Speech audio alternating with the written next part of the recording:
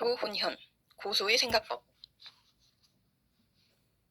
어느 날 저녁 식사 때 선생님이 내 얼굴을 골똘히 들여다보시더니 이런 말씀을 하셨다.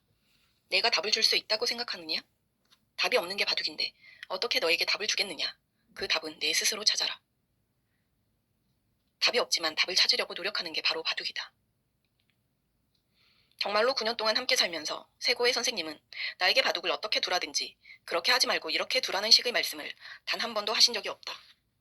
내가 밖에 나가서 누구와 어떤 바둑을 두고 돌아다니는지를 뻔히 알면서도 일체 간섭하지 않으셨다. 나는 그야말로 아무 틀 없이 자유분방하게 바둑을 배웠다. 선생이 헤매는 학생에게 답을 알려주는 건 아주 쉬운 해결책이다. 그런데 그렇게 되면 학생은 그 답을 받아먹을 뿐 깨달음을 얻지 못한다. 깨달음은 오직 스스로 생각하는 과정을 통해 얻을 수 있기 때문이다. 세고의 선생님은 바둑을 어떻게 가르쳐야 하는지 정확히 알고 계셨다. 스승은 그저 방향만 제시할 뿐 혼자 공부하도록 내버려두는 게 올바른 바둑 교육이었다. 선생님의 이러한 교육 방식 덕분에 나는 단 하나의 묘수를 찾아내기 위해 수많은 밤을 끙끙거리며 황금 같은 10대를 보낼 수 있었다. 공식을 외워서 문제를 푸는 건 매우 쉽다. 하지만 그런 방식은 조금이라도 공식에서 벗어난 문제가 나오면 힘을 쓰지 못한다. 반대로 혼자서 실컷 해본 사람은 공식 따위는 몰라도 된다. 생각을 하면서 자신만의 해법을 찾아내면 되기 때문이다. 정형화된 바둑 교육을 받아본 적이 없기에 나는 언제나 내 방식대로 내 마음대로 바둑을 두었다. 그것이 나중에 나만의 공격형 바둑으로 자라서 제비행마, 마술사, 화염방사기라는 독특한 평가를 받게 된 것이다. 생각의 자유를 주면 아이들은 스스로 생각한다. 스스로 생각하는 아이들은 개성이 강해지고 자아가 단단해진다. 인생을 자신만의 방식으로 이끌어갈 자신감과 확실한 인성이 형성될 수 있다.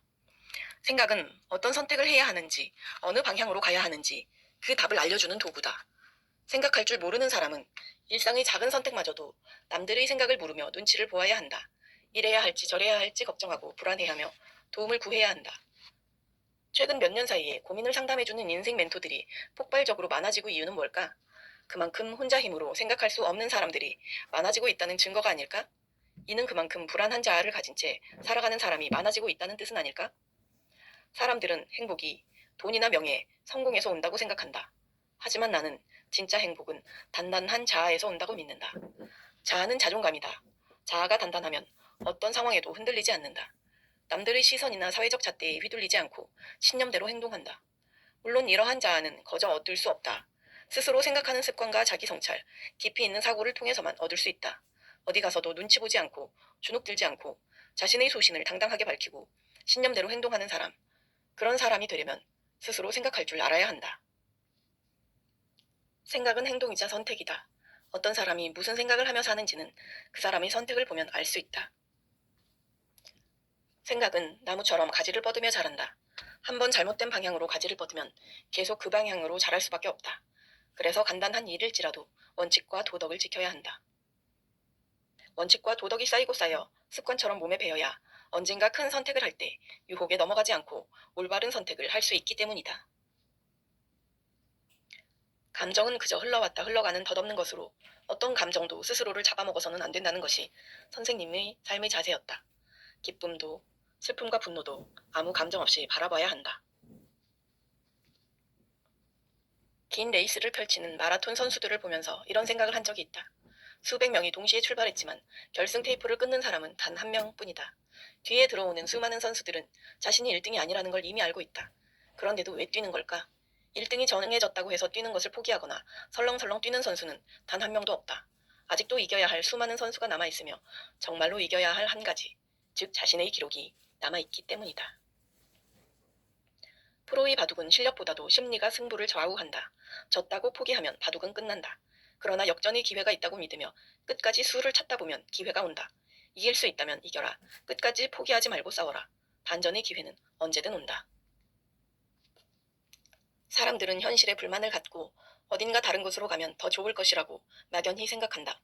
하지만 내가 깨달은 바로는 지금 여기, 바로 이 순간이 최고의 환경이다.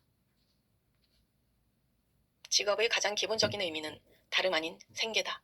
먹고 살기 위해 누구나 가져야 하는 것이 직업이다. 어떤 직업을 가졌건 그것만으로 충분히 신성하다. 꿈과 현실 사이에서 마음을 잡지 못하는 사람들에게 나는 이렇게 말해주고 싶다. 더 중요한 건 먹고 사는 것이다. 먼저 먹고 사는 길부터 뚫어야 한다. 생계가 막히면 꿈이고 뭐고 없다. 치사하고 초라하게 느껴질지 몰라도 그게 현실이다. 우리 어머니 아버지들도 다 그렇게 생계를 위해 초라하고 치사하게 살면서 우리를 키워내셨다. 승부의 세계에서 나이와 체력은 핑계가 될 수 없다. 이를 인정하는 순간 승부사로서의 인생은 끝난다. 강해지기 위해서, 패배의 아픔을 극복하기 위해서 우리는 기꺼이 고독이라는 컴컴한 동굴 속으로 들어간다. 어느 철학자는 강자란 보다 훌륭하게 고독을 견뎌낸 사람이라고 말했다. 또 고독할수록 자유롭고 고독할수록 강하다라고 말한 사람도 있다. 나는 우리가 인생을 보다 지혜롭게 헤쳐나가고 꿈에 더 높이 다가가기 위해서는 실력과 더불어 내면의 성숙함이 반드시 따라와야 한다고 생각한다. 그러기 위해서 우리는 더 많이 혼자 있고 더 많이 외로워야 한다. 더 많이 생각할 시간을 가져야 한다.